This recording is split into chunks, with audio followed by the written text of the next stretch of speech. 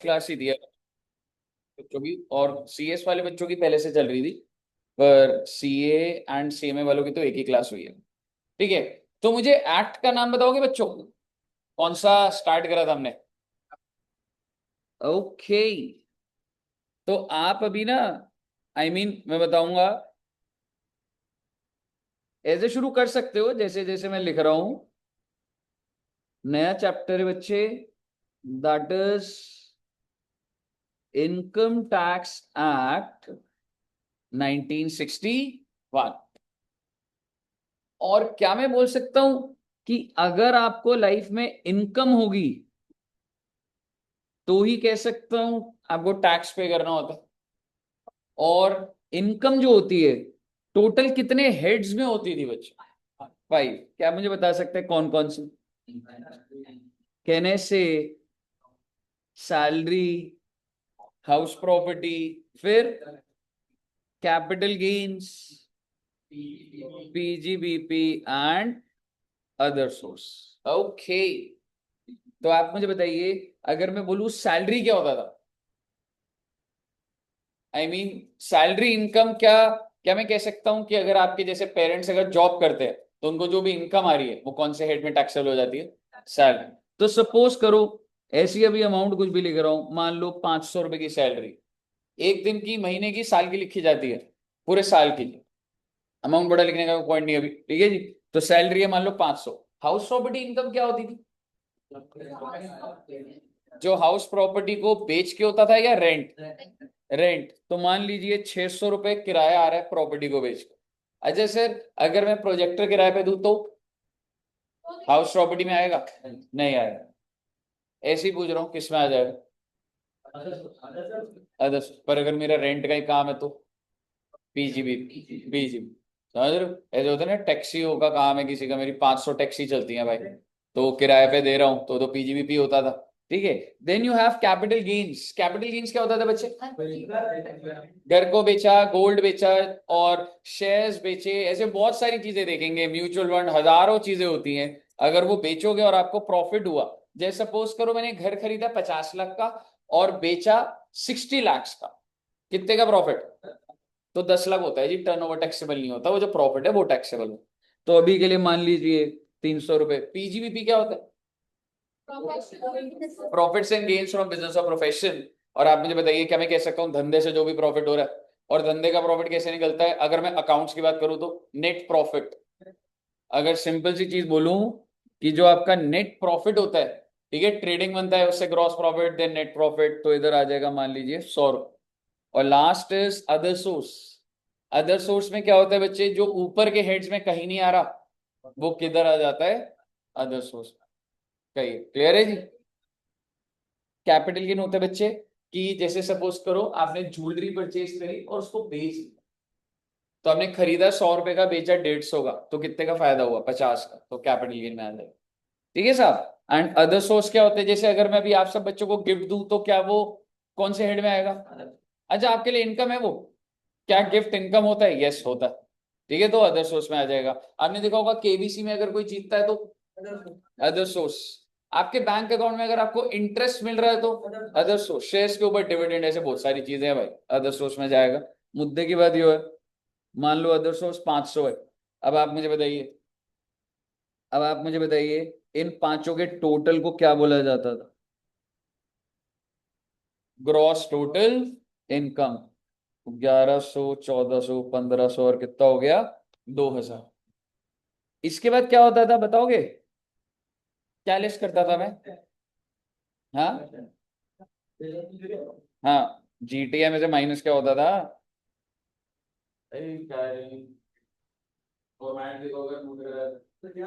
Deduction होती है रे।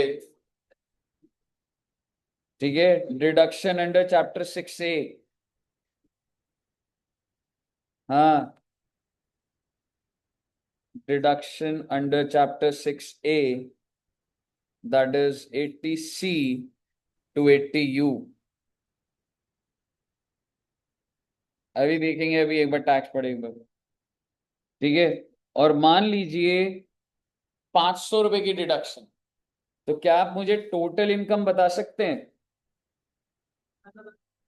प्लीज। 1500 आ रहा है ना बेटे? टैक्स किसके ऊपर लगता है, जीटीआई या total income? Exact. So basically tax is calculated on total income। अब आप मुझे बताइए सर, क्या आप इनमें से कोई इनकम कराओगे? आपको एक आइडिया देता हूं। मेरे को 10 लेक्चर लगेंगे बेटे सैलरी समझाने में। अब ऐसा मत सोचिए सैलरी, हाँ हम गए 1 लाख रुपए महीने का पैकेज है, 12 लाख लिख दो सर, 12 लाख। भाई साहब ऐसा नहीं है, पूरा महीना लगेगा सैलरी समझाने में। हाउस प्रॉपर्टी में 8 लेक्चर लगेंगे। ये लैक्स नहीं है, ये ना लेक्चर्स हैं। ठीक है, फिर ये 8 लेक्चर्स। कैपिटल गेन में 10 से 12 लेक्चर। पीजीबीपी में 10 से 12 लेक्चर। और इसमें 4 से 5 लेक्चर। समझ रहे हो? तो मोटा मोटी तो 40-45 लेक्चर तो यही हो जाते हैं आपके। सर डिडक्शन भी है क्या? हाँ बेटे हाँ, 4 से 5 लेक्चर, 4 लगते हैं वैसे। सो ये आपका इंडेक्स है। सर आज क्या, हम अभी तक हमने कोई भी हेड नहीं करा है। हाँ बच्चे ठीक है। तो नहीं, अभी और भी चीजें हैं। सेट ऑफ है, क्लबिंग है।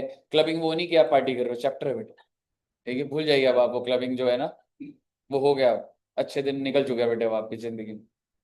ठीक है, अब हम क्लबिंग की पढ़ाई करें। ठीक है, तो बेसिकली क्लबिंग है, रिटर्न ऑफ इनकम है, एडवांस टैक्स है, एग्रीकल्चर इनकम है, ऐसे बहुत सारे और भी चैप्टर है। आप ये कह सकते हैं कि टोटल आपको 40 लेक्चर दिख रहे होंगे, तो आप कह सकते हैं 30 लेक्चर्स और हैं। तो टोटल कितने हो गए? 70 लेक्चर। कितने मार्क्स के लिए? 50 मार्क्स के। समझ रहे हो? एक lecture not even 1 mark, but एक एक लेक्चर इंपॉर्टेंट। और वही मैं आपको इसलिए बता रहा हूं, आपको भी से इसलिए पता लगे कि अकाउंट्स में क्या होता है। अकाउंट्स में 3 लेक्चर में एक चैप्टर खत्म हो जाता है। और वो कितने नंबर का आ जाता है? 10 नंबर का आ जाता है, 8 का आ जाता है। तो आप समझो अकाउंट्स में लाइफ इजी है। इसका मतलब ये नहीं कि अब आप अकाउंट्स को लाइट ले लो, लेकिन मैं आपको डे वन से ये बताना चाह रहा हूं कि टैक्स में आपका बहुत दम लगेगा। ठीक है, मतलब उसमें एक डिसिप्लिन चाहिए आप। उसमें ऐसे नहीं है कि आपका मन करा आपने कभी भी उठा के स्टार्ट करो और आपके लोग आप हैंडल कर लोगे, नहीं कर पाओ। तो वो तो डे वन से आपको चाहिए। ठीक है बच्चे? तो बेसिकली अगर ओवरऑल बोलूं, ये 70 लेक्चर टैक्स में लग जाते, और 40 to 45 लेक्चर्स जीएसटी में लग जाए, तो लगभग 110-115 लेक्चर लगते हैं। और जीएसटी भी कितने मार्क्स है? मोटी मोटी 50 नंबर। तो अब स्ट्रैटेजी सोची, वही 50 नंबर 45 लेक्चर में खत्म हो रहा है। तो अपने को ज्यादा मतलब अगर एग्जेम्पशन लानी है, तो किस चीज को एकदम स्ट्रॉन्ग कर लेंगे तो फायदा मिलेगा? जीएसटी। समझ रहे हो? डीटी इंटरेस्टिंग है, बढ़िया है, लेकिन डीटी लेंथी बहुत है, ये अपने में एक सब्जेक्ट है पूरा का। ठीक है बच्चे? एनीवेज, मुद्दे की बात ये नहीं है जी। मुद्दे की बात ये है सर, आज क्या करना है? आज हम शुरू कर रहे हैं रेजिडेंशियल स्टेटस। ओके सर, ये रेजिडेंशियल स्टेटस क्या होता है? अच्छा एक बात बताओ, ये जो मैंने इनकम लिखी, कितनी इनकम लिखी है? Total income, total income 1500। ये टोटल इनकम पता है किसकी है? कोई बाहर का क्रिकेट प्लेयर कौन है बहुत फेमस? एनी? हाँ, एबी डिविलियर्स। तो ये इनकम एबी डिविलियर्स की है, 1500 रुपये। अब सवाल ये, क्या ये भारत देश में टैक्सेबल है? क्या? हाँ एग्जैक्टली exactly। क्या इंडिया के पास ये पावर है कि वो एबी डिविलियर्स अपना साउथ अफ्रीका में क्रिकेट खेल रहा है और वो 1500 में जीता, और मोदी जी कह रहे हैं कि टैक्स देना पड़ेगा? है ना? क्या मोदी जी की साउथ अफ्रीका में भी चलती है? यहाँ नहीं कमा रहा, उधर क्रिकेट खेल रहा है, साउथ अफ्रीका लीग।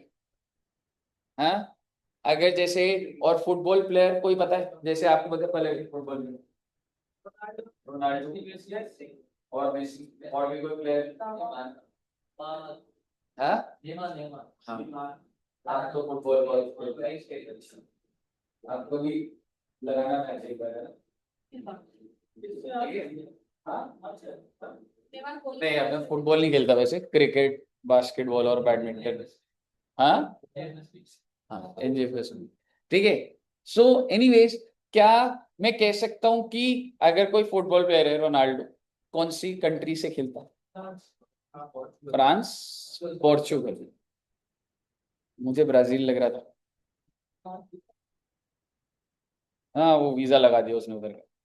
ठीक है, फ्रांस से खेलता है। अब आप मुझे बताइए, क्या मोदी जी उसको बोल सकते हैं, अरे भाई तुम तो इतना पैसा कमा रहे हो, ठीक है, तुम इस क्लब से खेलते हो, कौन से क्लब से, बार्सिलोना से खेलते हो? यार नाम इतने डिफिकल्ट है, मैं बोल ही नहीं पा रहा हूँ। बार्सिलोना से खेलता है बेटे, मेरे एग्जाम्पल में खेल रहा हूँ। ठीक है। सो बेसिकली आप मुझे बताइए, क्या मोदी जी उस पर टैक्स लगा सकते हैं? भाई क्योंकि जो ये जो लॉ पास हुआ है, लेट्स टेक दिस लॉ, ये तो इंडिया के पार्लियामेंट में पास हुआ है ना। और यहाँ पे जो पार्लियामेंट में जो लॉ पास होता है उसकी एक ज्यूरिसडिक्शन होती है, वो तो इंडिया में ही होगी ना। हाँ, वो इंडिया में आके खेले तो अलग बात हो जाती है, लेकिन कहने का मतलब है, आपको इनकम निकालने से पहले एक बंदे का परिचय करवाना पड़ता है, that is introduction, whether that person is resident, non resident, accordingly we find out the income.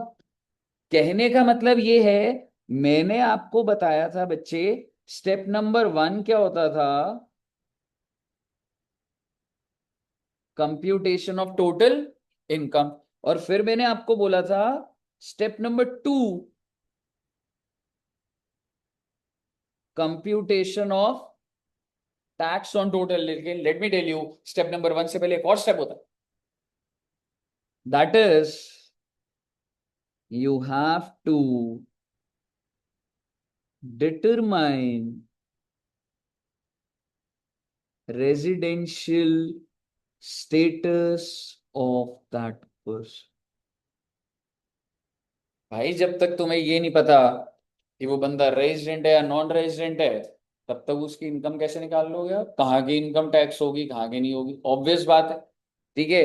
तो आप मुझे बताइए, this chapter is all about कि सर हम एक इंसान का रेजिडेंशियल स्टेटस कैसे निकालें। ठीक है बच्चे।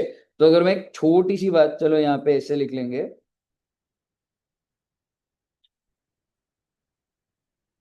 ये चैप्टर दो चीजों में है बच्चे। एक है रेजिडेंशियल रूल्स, जो कि हम करेंगे सेक्शन 6 के अंदर, ये 2-3 क्लास चलेगा। और फिर स्कोप ऑफ टोटल इनकम, मतलब इन्हीं लोगों की कौन सी इनकम इंडिया में टैक्सेबल, कौन सी क्या है, वो तो आप अभी नोट्स बना रहे हैं बस। और ये कौन से सेक्शन देखेंगे बच्चे हम लोग? सेक्शन 5, सेक्शन 7, सेक्शन 9, ये 3 सेक्शन। ओके। तो एक बार बच्चे इसको यहां तक एक बार नोट कर लीजिए प्लीज।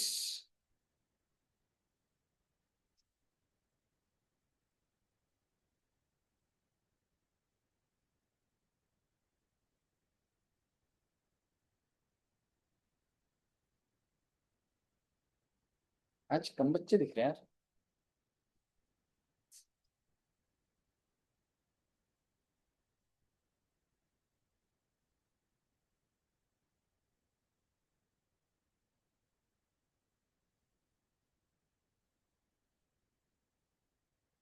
हाँ जी, लिख लिया। अरे सर, रेजिडेंशियल रूल क्या होता है? वो बेटे एक बार आराम से लिखेंगे बेटे। आपको पता है, हालांकि मैंने ये डेफिनेशन सीएस में भी अभी नहीं करवाई थी, और वो था मैं रेजिडेंशियल स्टेटस जो है, या अगर मैं बोलूं, मैंने क्या लिखा हुआ है, of a, what do you mean by person? Individual, but क्या कंपनी नहीं आएगी? Exactly exactly. और पर्सन की डेफिनेशन है जी, अभी नहीं लिखवा रहा, लेकिन कैटेगरी पूरी बना दूंगा अभी। आपको क्या लग रहा है सिर्फ इंडिविजुअल का टैक्सेशन रेजिडेंशियल ना? भाई सबका देखेंगे। और आइए, इसके अंदर जो रेजिडेंशियल पर्पस के लिए जो क्लासिफिकेशन है, वो सबसे पहले है बच्चे इंडिविजुअल की, देन एचयूएफ। एचयूएफ क्या होता है? Hindu undivided family. और हिंदू अनडिवाइडेड फैमिली क्या होता है? HUF है ना, 5 मार्क्स में यही लिखेंगे और बार बार लिखते जाएंगे। ठीक है, फैमिली बिजनेस होता है, ठीक है, उसके अंदर में जाने का नहीं, ठीक है, करता होता है और वो जितना टैक्स रेलेवेंट होगा वो होगा, बट ये काफी डिटेल्ड होता है। ठीक है, एनीवेज देन यू हैव, आप ये कह सकते हैं कंपनी। और सर ऐसे अभी और भी होते हैं लेकिन मैं रेजिडेंशियल पर्पस के लिए मैं आपको बोलूंगा टोटल 4 कैटेगरीज है। और चौथी कैटेगरी मालूम है क्या है? बिल्कुल, AOP, BOI। ये क्या होता है आप छोड़िए ना, एक बार फुल फॉर्म लिखवा दूंगा बस, ठीक है। AOP stands for association of person, BOI is body of individual. आप यहाँ पे फर्म्स भी कह सकते हैं, LLP भी कह सकते हैं, then cooperative society. Sole proprietor. Sole proprietor individual हो जाता है दोस्त, उसका जो असेसिबिलिटी होती है वो होती है, ठीक है। एंड कोऑपरेटिव सोसाइटी भी लिख सकते हैं, बट आप AJP लिख देंगे, आर्टिफिशियल जुडिशियल पर्सन। कहने का मतलब ये है 3 कैटेगरी तो स्पेसिफिक है, इसके अलावा जितने भी प्रकार के पर्सन है ना वो सारे चौथी कैटेगरी में आ जाते,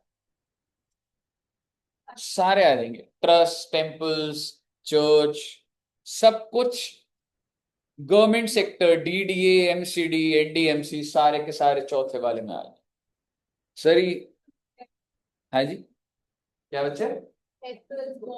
टेम्पल में आप जैसे जो देखते हैं कि, हाँ, और वो जो दान पात्र भी होता है उसमें जो पैसे डलते हैं अगर आप वो दान करें, क्या वो एग्जेम्प्ट होता है या टैक्सेबल होता है?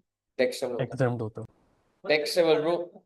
हाँ, हाँ, खाते में जाता है और उसके ऊपर टैक्सेबिलिटी आप इंटर लेवल पे नहीं देखोगे, बट नेक्स्ट लेवल पे पूरा का पूरा ट्रस्ट कैसे चलता है, NGOs और ये सारा कितना टैक्सेबल, सारी चीज।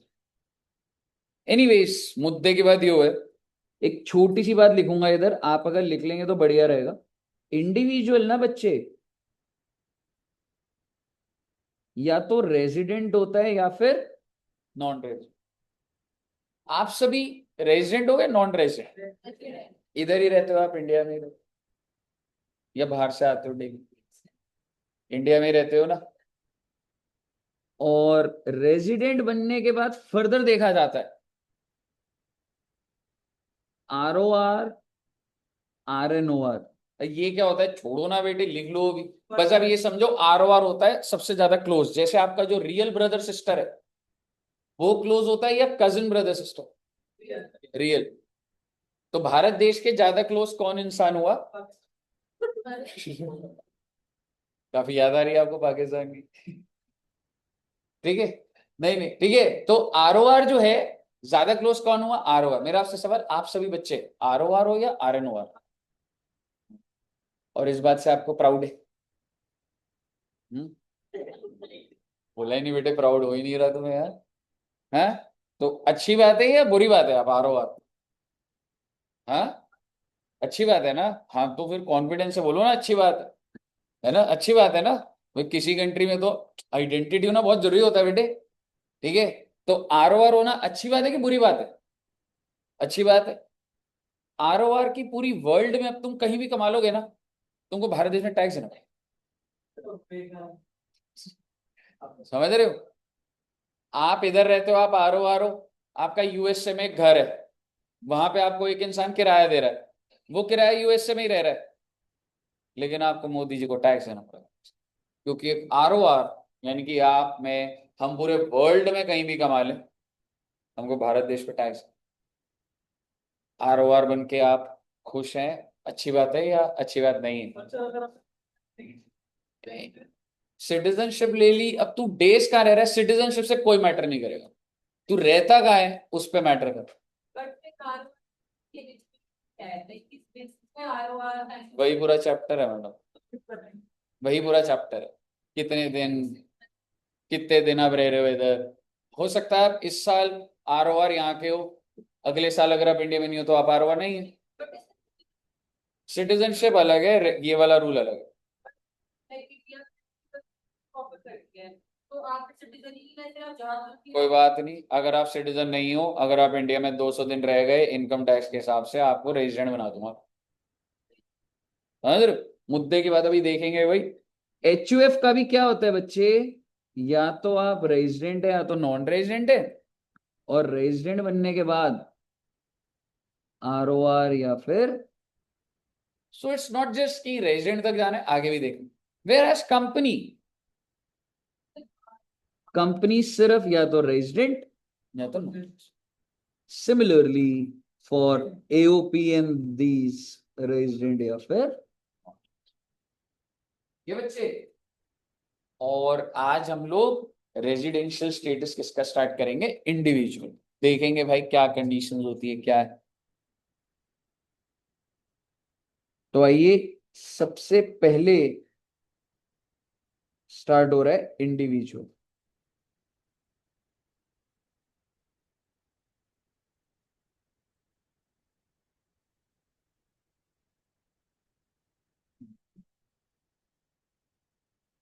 एक इंडिविजुअल या तो रेजिडेंट होता है या फिर नॉन रेजिडेंट। बहुत अच्छी बात। कैसे बनेंगे सर रेजिडेंट? मैं यहाँ पे दो कंडीशन लिखवाऊंगा और दोनों के बीच में लिखा हुआ है और, मतलब आपको दोनों सेटिस्फाई करनी है या कोई एक और लिखा है तो कोई एक करनी। और अगर आपने इन दोनों में से कोई एक भी सेटिस्फाई कर दी तो आप क्या बन जाएंगे, रेजिडेंट। ठीक है, अब लिखते हैं, if individual stays in India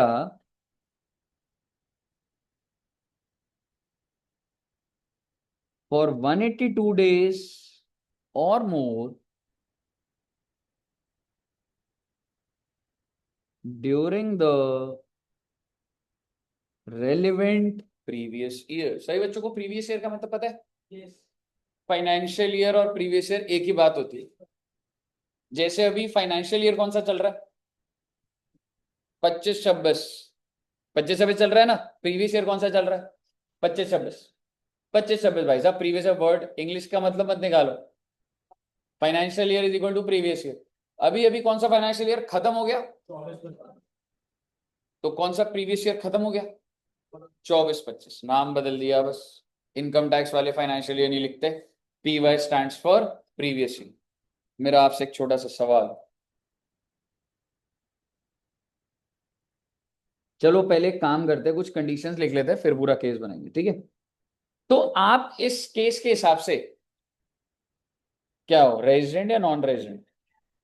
कितने डेज सेटिस्फाई करने होते हैं बस, 180। ठीक है ना? और वो तो आपके, अच्छा मैं कौन से साल के लिए चेक कर रहा हूँ ऐसी बात बताओ। देखो अभी ये साल तो शुरू हुआ है, जो लोग है ना 24-25 में उन्होंने कमा लिए। अब वो सबसे पहले ये देखेंगे भाई हम इंडिया के रेजिडेंट भी हैं कि, मतलब उस हिसाब से इनकम को टैक्सेबल करा जाता है। तो 24-25 में लोगों ने कमा तो लिया है, ठीक है, पर वो ये चेक करेंगे अभी एट प्रेजेंट प्रैक्टिकली, कि वो ये देखना चाहेंगे 24-25 में क्या वो रेजिडेंट थे या नहीं। तो मैं आपसे पूछ रहा हूँ क्या 24-25, आप इसको 24-25 के एंगल से लीजिए। क्यों? एग्जाम्पल के लिए मान लीजिए मेरे लिए रेलिवेंट प्रीवियस ईयर क्या है बच्चे, 24-25। तो क्या आप 24-25 में रेजिडेंट थे, क्योंकि कितने डेज सेटिस्फाई करने थे, और आपने कितने कर दिए, 365। कोई बच्चा ऐसा जो बाहर गया, दिल्ली से बाहर या इंडिया से बाहर? इंडिया से बाहर है। आप मुझे बताइए इंडिया से बाहर कोई बच्चा गया, नहीं गया। लेकिन अगर कोई 8-10 दिन चला जाता तो भाई दिन कम हो जाते, बस 355 हो जाता है, जो भी हो जाता है रेजिडेंट तो बनी जाते। समझ रहे हो? मुद्दे की बात ये है। सेकंड पॉइंट देखते हैं अभी, if individual stays in India for 60 days or more, okay,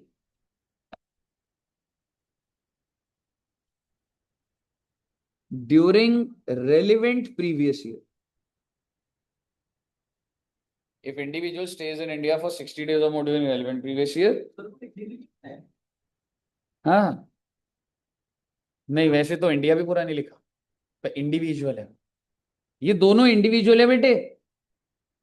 ऐसे लॉजिक नहीं है ना, if India stage in India, है ना। अच्छा, हिमांशी जी को लग रहा था इंडस्ट्री। हाँ यार, क्रिएटिव बैच तो है, ये बनता जा रहा है, पर ये इंडिविजुअल है बच्चा। ठीक है, ठीक है। Individual stage in India for 60 days or more during railway previous year and 365 days or more out of 4 previous year, relevant previous year. RPY is relevant previous year. 365 days or more out of 4 previous year.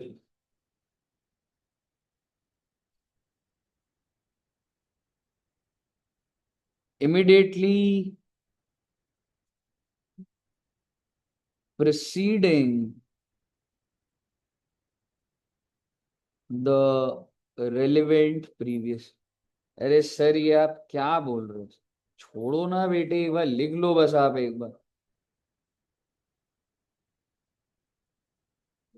ये कुछ 60 days और मोर था, फिर 365 days और मोर आ गया, कुछ 4 साल लिख दिया ये। यहाँ पर 182 days और मोर था, क्या है, दिमाग लगा लेंगे बेटे इसको। सर अब करना क्या, अब जैसे सपोज एग्जांपल लेते, ठीक है। मान लीजिए, जैसे सपोज करो, आयुष जी आप कह रहे थे ना, पाकिस्तान जाते हो आप, बोला था ना। तो आयुष, आयुष क्या पूरा नाम, ठीक है। तो आयुष जी लिख देते, ठीक है। तो आयुष का क्या है बच्चे, कि ये ना, अच्छा अभी कौन से साल की बात कर रहा हूं, सबसे पहले एक एग्जांपल लेते हैं। हम लोग कौन से साल के लिए चेक कर रहे हैं बच्चों, तो प्लीज अंडरस्टैंड, अभी 25-26 में कोई मार्केट में कोई सोच भी नहीं रहा, क्योंकि जब आप गवर्नमेंट को बताने जाते हो तभी तो अपना इंट्रोडक्शन दोगे ना। और आप अभी 24-25 की डिटेल बताने जाओगे गवर्नमेंट को, जो आपने कमा लिया 24-25 में, वो 25 में बताया जाता है, ठीक है। तो 24-25 में आप बताएंगे। और आयुष जी जो है, एक टैक्स प्रोफेशनल के पास गए, आयुष का खुद का बहुत बड़ा बिजनेस है बेटे पाकिस्तान में, ठीक है, गोला बारूद का, ठीक है। तो आयुष जी आप इधर अगर कोई टैक्स प्रोफेशनल के पास जाओ तो किसके पास जाओगे आप, मेरे पास मत आना भाई, खुद तो फंसेगा तू, मेरे को भी फंसाएगा, पाकिस्तान में जाता है मेरे को फंसा देगा साथ, ठीक है। तो मान लो आयुष जी गए, मान लो प्रज्ञा जी के पास,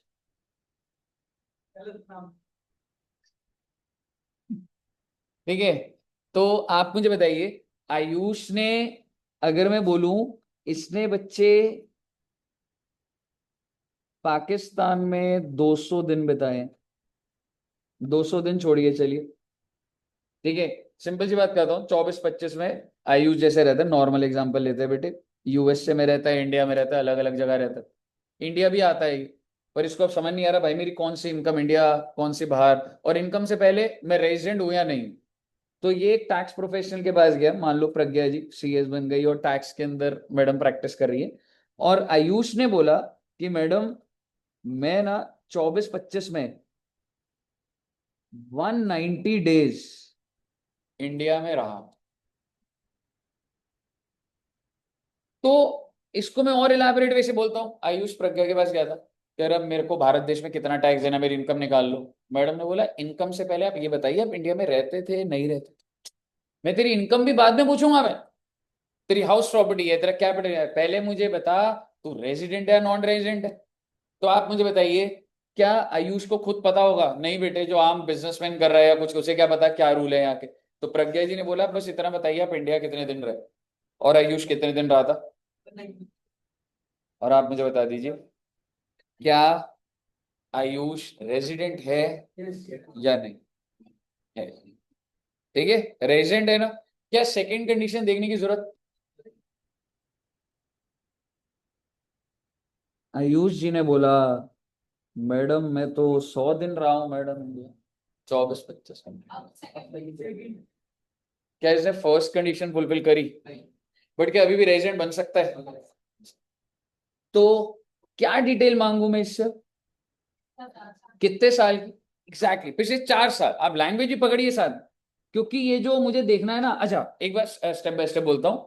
तो अब प्रज्ञा जी ने ये पढ़ना शुरू करा प्रोविजन, और वो कह रहे हैं if individual stage in India for 60 days और मोर ड्यूरिंग द रेलिवेंट पीरियड। ये इतना तो पॉइंट 100 दिन में तो सेटिस्फाई हो रहा है, लेकिन क्या बस इतनी कंडीशन है? नहीं, उसके आगे क्या लिखा है देखिए।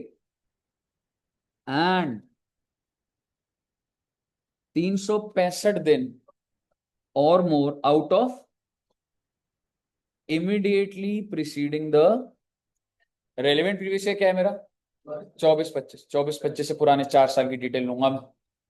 इसका मतलब इससे पूछा जाएगा वो भैया 23-24, 22-23, 21-22, इसमें बताओ कितने दिन रहे थे? और आयुष जी कह रहे अरे मैडम मैं इंडिया आता ही 100 दिन के लिए हूं। Every year I come to India for 100 days। अब आप मुझे बताइए, क्या आप रेजिडेंट बन गए या नहीं बना? बन गए। क्योंकि सर जी इसका टोटल 400 बैठ गया, 365 चाहिए था। अच्छा सर बन गए रेजिडेंट? हाँ बेटे हाँ। अब बताओ रेजिडेंट बने नहीं बने? अब कितने दिन हो गए? 310 नहीं बने आप। अगर ये केस है तो क्या आयुष ने कंडीशन नंबर 1 सेटिस्फाई करी? बी करी? क्या बन जाएगा ये? Non resident. If you neither satisfy condition A nor B, the individual becomes non resident. समझ आया बच्चे?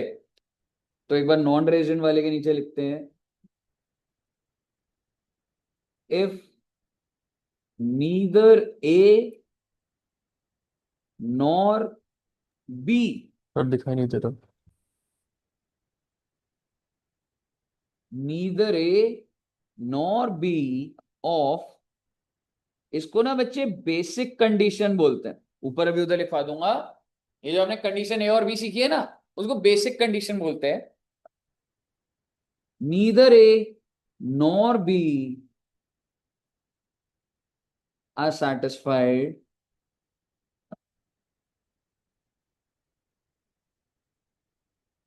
individual becomes non-resident। ना ही ए सेटिस्फाई हुआ ना ही बी सेटिस्फाई हुआ, तो आप जो इंडिविजुअल हो वो क्या बन जाओगे? Non resident. ओके।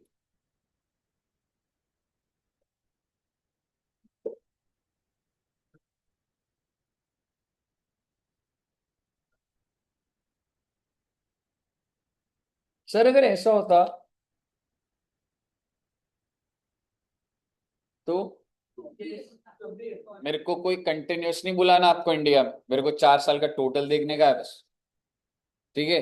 अब आप अपने ऊपर लेके देखिए, क्या आप कंडीशन नंबर ए सेटिस्फाई कर रहे हैं? पूरे 365 दिन हो जाती। कंडीशन नंबर बी,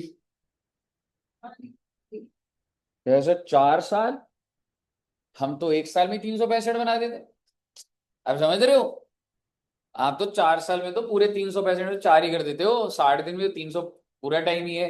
तो क्या मैं कह सकता हूँ you are satisfying condition number A and condition number B. कहिए बच्चे, क्लियर है? बातें खत्म नहीं होती जी। आपको ऐसा लग रहा होगा बस ये बहुत ही बहुत कॉम्प्लेक्स चली जाएंगी बातें। आज एकदम से कॉम्प्लेक्स नहीं जाएंगी, बट अभी पहले इनिशियली स्ट्रक्चर बन रहा है आपका।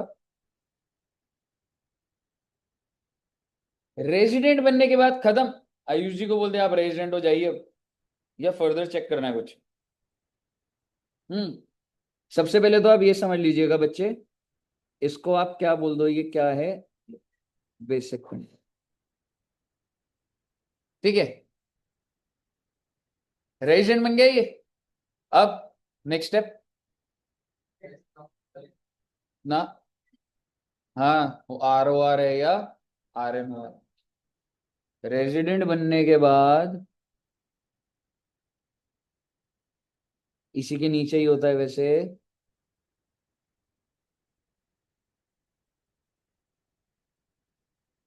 ऐसे करके लाइन आती है वैसे कि रेजिडेंट बनने के बाद या तो आप ROR है या फिर आप RN।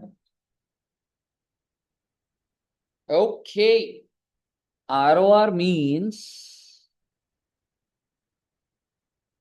resident and ordinary resident, और RNOR होता है बच्चे resident but not ordinary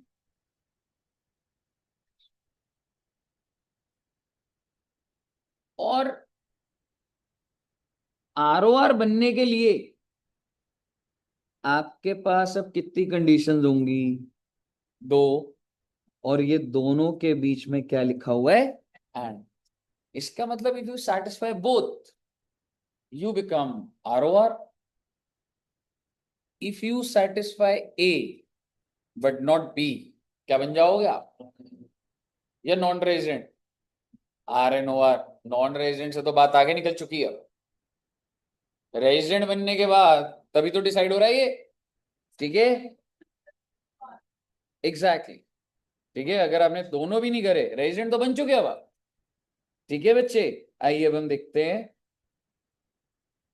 और अब लैंग्वेज देखिएगा, अब मैं लिख क्या रहा हूं? If resident individual, now the language is resident individual. पहले क्या लिखा था मैंने?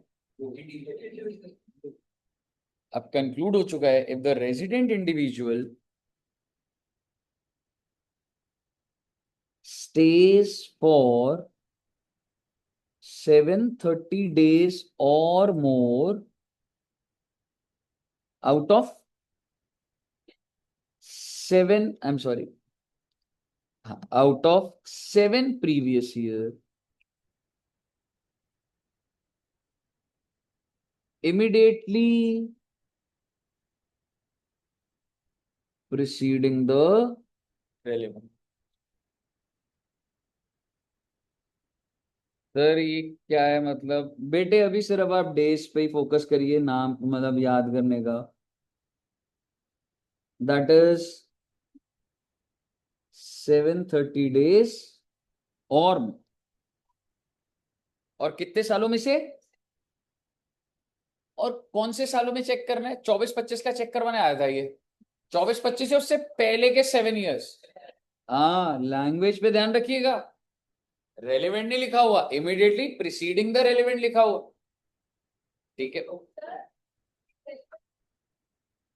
Immediately RPY is relevant previous year, but ये क्या लिख रहा है? Immediately preceding relevant. तो मुझे जो 7 साल लेने हैं वो रेलेवेंट से पहले वाले 7 साल। ठीक है, एनीवेज अभी देखेंगे। और दूसरा, if resident individual is resident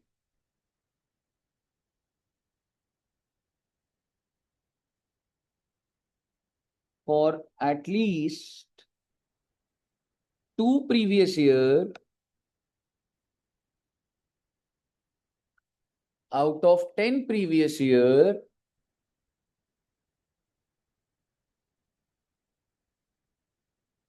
हाँ जी, वोट सालों से 10 है। immediately preceding the relevant. Sir क्या बोल रहे हो? छोड़ो ना बेटे, मुद्दे की बात क्या है? ये कोई 2 साल के लिए क्या होना चाहिए? हाँ एग्जैक्टली, रेजिडेंट का मतलब वो देखेंगे अभी कितने सालों के लिए, out of how many years, immediately preceding the. भाई ऐसा है, ले दे के बाद ये ROR बनोगे नहीं बनोगे, इसके लिए 24-25 मैटर नहीं करता, 24-25 से पहले वाले साल मैटर, क्योंकि दोनों में इमीडिएट प्रीसीडिंग लिखा। आप समझ रहे हो? मैं ROR और RNOR, मतलब ROR के लिए अगर बोलूं स्पेसिफिकली, तो 24-25 का डेटा थोड़ा ना चाहिए मुझे तेरा, मुझे 24-25 से पहले का डेटा चाहिए। और आइए अब जरा कंक्लूड करते हैं। दोबारा से कहानी बनाता हूं। थोड़ा फैन या एसी बंद करना है क्या? हाँ, आप अभी बस इतना समझो, इस लाइन को दोबारा पढ़ेंगे, ठीक है? आप बस मैं इतना आप कंक्लूड करना, ये जो लिखा हुआ है 2 आउट ऑफ 10 याद होना चाहिए, और ये 730 आउट ऑफ 7। अभी लगा लेंगे दिमाग। एक बात बताइए आयुष जी, आप 24-25 में कितने दिन आए थे? 100 दिन। और फिर इससे पूछा गया था भाई पुराने सालों का भी बता दे, 23-24, 22-23, 21-22 और 20-21। और कितने दिन बोला भाई ने? 100 दिन। इतने से क्या हो गया था कि ये क्या बन गया? Resident of. क्या इससे आगे बात निकल पाएगी अभी? और आई मीन टू से ये तो कंक्लूड करके बोल दिया ऐसे कि भाई साहब आप रेजिडेंट, लेकिन आप आर ओ की RNORO में और ईयर्स का डेटा लूं या ना लूं? ये नहीं पड़ेगा। कितने और साल का? 4 है ना ये, 6 साल और लो ना, 10 साल का पूरा डेटा लेंगे ना उससे पहले। तो मैंने बोला कि भाई ये 20-21 का हो गया, जैसे 19-20, 18-19, 17-18, 16-17, 15-16, 14-15, कितने हो गए? 5, 6, 7, 8, 9, 10। और इसने बोला अरे भाई मैं 100 दिन ही रुका हूं। ओ माय गॉड, ऐसे कैसे हो गया? इतना आसान नहीं है बेटे। 100 दिन रुका है ये। अब आप मुझे पहली कंडीशन पढ़ के बता दो, भर रहा है पूरी कंडीशन फुलफिल कर रहा है नहीं कर रहा?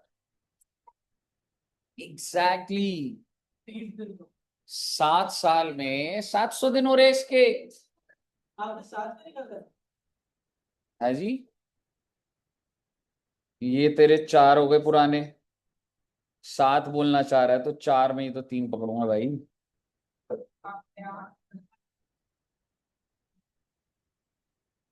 7 years ही होगा ना। 700 दिन हो रहे हैं, तो क्या आपने कंडीशन फुलफिल करी? अब मेरा एक सवाल है, लॉजिकली क्या अगली कंडीशन देखने की जरूरत होती है? क्या जरूरत है? आपको पूरी नहीं करी आप, क्या मैं कंक्लूड कर सकता हूँ RNOR है? यस। बट आइए अभी, भाई ने यहाँ पे 200 दिन रहा, कंडीशन नंबर ए फुलफिल हो गई, बहुत अच्छी बात है।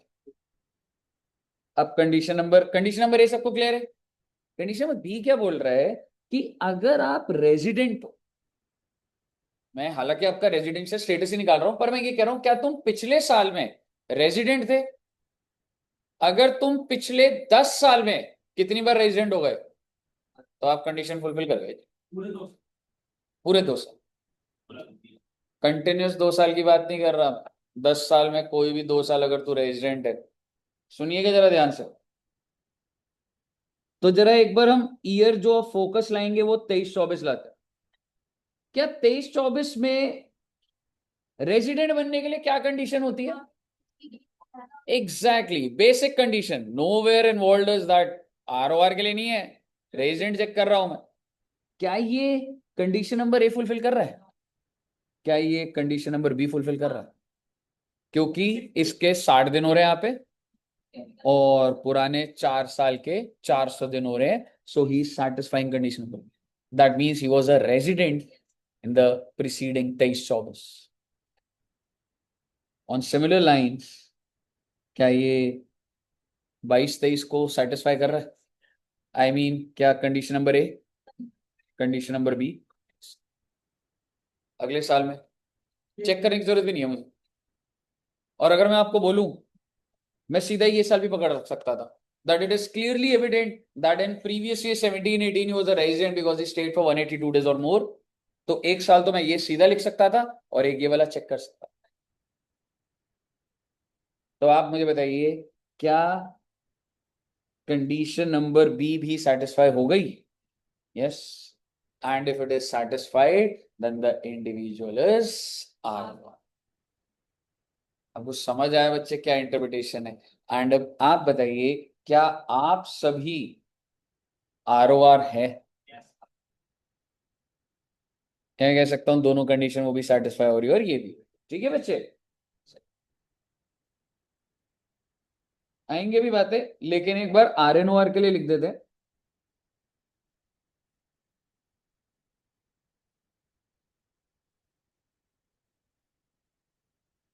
If individual resident is not R O R, मतलब अगर वो आर ओ आर नहीं बना, तो such individual is called R N O. अगर आप आर ओ आर नहीं बने तो आप क्या बन जाएंगे बच्चे, आर एन ओ आर। कहिए बच्चे।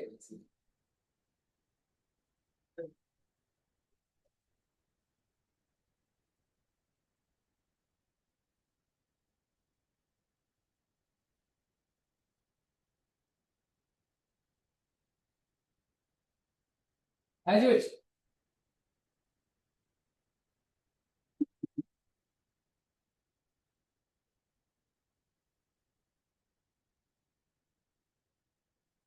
कहिए, लिख लिया।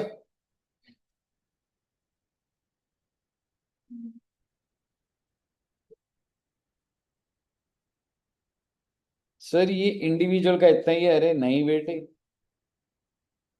आज तो भी हमारा बेसिक चल रहा है, अभी बहुत सारे और कॉम्बिनेशन आ जाते।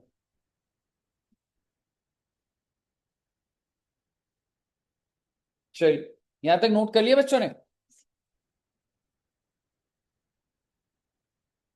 कुछ इसके नीचे नोट डालिए, नोट नंबर 1। सर हाँ जी।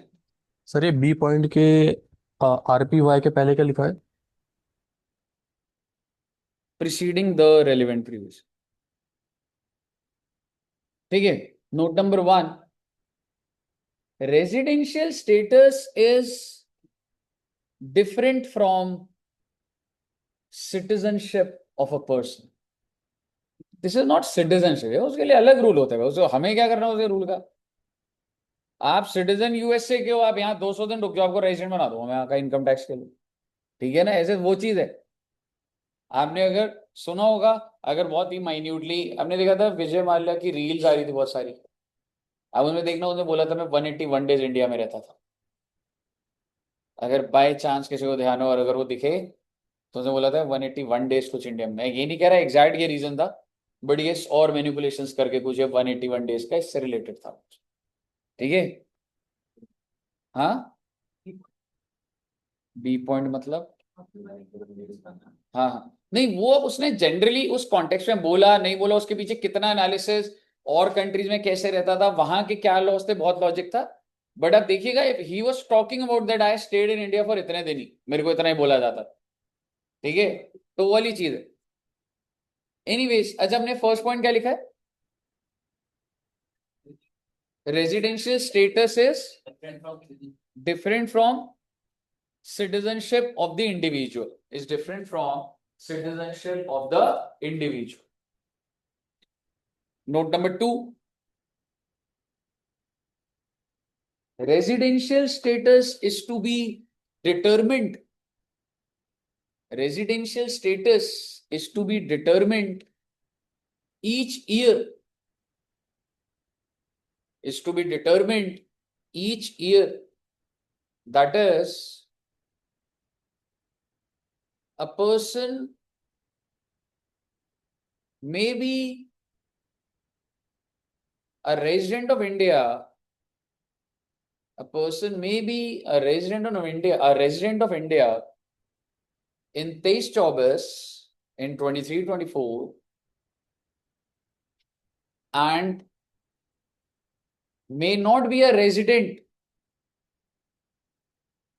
and may not be a resident of India in 24-25, and may not be a resident of India, and may not be a resident of India in 24-25। ये तो हर साल देखूंगा ना मैं, कितने दिन रहे हो आप बच्चे, समझ रहे हो? ओके। हम्म।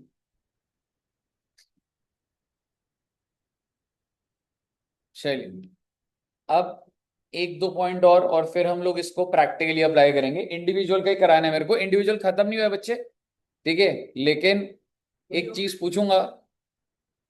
हाँ हाँ हाँ, अभी तो स्टार्ट हुआ है, अभी तो ये कुछ भी नहीं है अभी।